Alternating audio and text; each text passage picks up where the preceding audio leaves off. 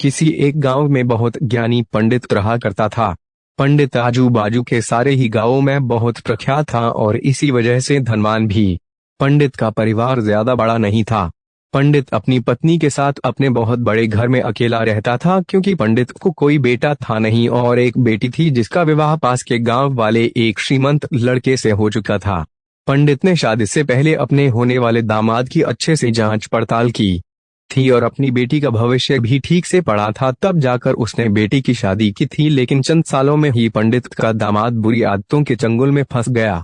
जुआ और शराब की बुरी लत ने उन्हें सड़क पर लाकर रख दिया था।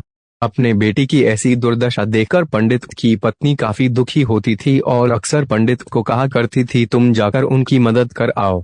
पंडित हमेशा अपनी बीवी को यह कहकर उनकी मदद करने के लिए मना कर देता था कि अभी कुछ समय तक उनका बुरा वक्त चलना है। हम चाहे कितनी ही कोशिश कर लिए, जो उनके नसीब में नहीं है वे उन्हें नहीं मिल पाएगा।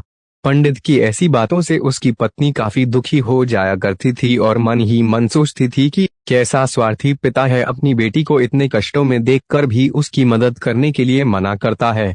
आखिर भगवान ने जो इतना सारा धन धान्य दिया है उसका क्या करेंगे?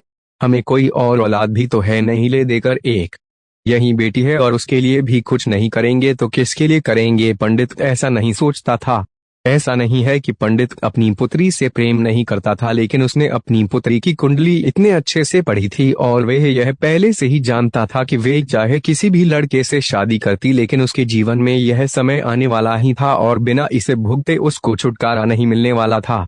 एक दिन खाने पीने के लिए भी मोहताज हो चुके पंडित की बेटी और दामाद उसके घर पर आए।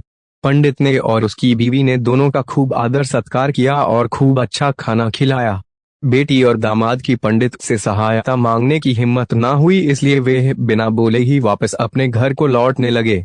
लेकिन माँ तो माँ होती है, पंडिताइन से रहा नहीं गया और बिना पंडित की इजाजत के उसने चोरी छुपे बूंदी के लड्डू बनाकर उसमें सोने के सिक्के रख दिए और बेटी और दामाद को दे दिए, ताकि बेटी और दामाद की कुछ आर्थिक सहायता हो सके। पंडिताइन यह भी जान गई थी कि बेटी और दामाद शर्म के मारे उनसे मदद नहीं मांग रहे थे, इसलिए उसने बेटी और दामाद को भी लड्डुओं में छिपे सिक्कों के बारे में कुछ नहीं बताया। जाहिर सी बात है कि जब वो लोग घर पर जाकर लड्डू खाएंगे तो उन्हें उसमें सोने के सिक्के मिल जाएंगे, इस तरह बिना उनके मांगे ही उन तक मदद पहुंच जाएगी। सोचकर पंडिताइन मन ही मन अपने बेटी की मदद करने के लिए खुश होने लगी। पंडित के दामाद और बेटी उन दोनों का आशीर्वाद लेकर अपने घर की तरफ रवाना हो गए। उन दिनों गाड़ियां तो होती नहीं थी, घोड़ा गाड़ी या बैलगाड़ियां चलती थी। पैसे ना होते तो और चीजों की लेन देन से भी व्यवहार होता था। बेटी और दामाद का गांव पंडित के घर से कोसों दूर था, फिर भी पैसों की कमी के चलते वे चलकर अपने गांव की तरफ निकल पड़े।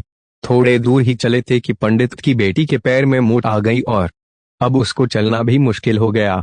पंडित के दामाद ने जब देखा कि उसकी बीवी अब बिल्कुल चलने में सक्षम नहीं है तो उसने एक टांगा अपने घर तक किराए पर ले लिया। दोनों पति पत्नी टांगे में बैठकर घर तक पहुंच गए, लेकिन टांगे वाले को देने के लिए उनके पास पैसे थे नहीं, इसलिए पंडिताइन ने जो बूंदी के लड्डू उन्हें दिए थे वहीं किराए के तौर पर उस टांगे वाले को दे दिए। टांगे वाला बूंदी के लड्डू को लेकर वहां से चला गया। टांगे वाला अपने घर की तरफ जा रहा था, तब उसे एक हलवाई की दुकान दिखी। उसने सोचा कि थोड़े से बूंदी के लड्डू से मेरे घर के लोगों का पेट थोड़ी भरने वाला है, इससे अच्छा मैं इन बूंदी के लड्डुओं को बेचकर उनसे कुछ चावल खरीद लेता हूँ। टांगे वाले ने बूंदी के लड्डू हलवाई को बेच दिए। जिस गांव में वह हलवाई रहता था उसी गांव में एक आदमी ने अपने घर पर पूजा रखी थी और उसी पंडित को उस पूजा के लिए बुलवाया था। पूजा में लगने वाले प्रसाद के लिए उस आदमी ने उसी हलवाई से बूंदी के लड्डू लिए जहां पर उस टांगे वाले ने बेचे थे। हलवाई ने भी उस आदमी को टांगे वाले से खरीदे हुए लड्डू ही पहले दिए ताकि वे खराब ना हो जाए, क्योंकि वह नहीं जानता था यह लड्डू कब बने हैं। पूजा खत्म होने पर दक्षिणा और बूंदी के लड्डू लेकर जब पंडित अपने घर आया और खाना खाने बैठा तो प्रसाद में लाए बूंदी के लड्डू खाते वक्त लड्डू से सोने का सिक्का निकला। इस घटना को देखकर पंडिताइन की आंखों से आंसू बहने लगे।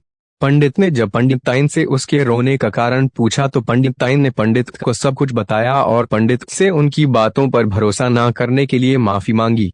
पंडित ने पंडिताइन के आंसू पोंछे और कहा कि तुम्हारी तरह मैं भी हमारी बेटी को बहुत प्रेम करता हूँ, लेकिन अगर हम उसकी अब मदद करते हैं तो दामाद हमसे हमेशा ऐसे ही मदद की अपेक्षा रखेगा और अपनी बुरी आदतों को कभी नहीं छोड़ेगा।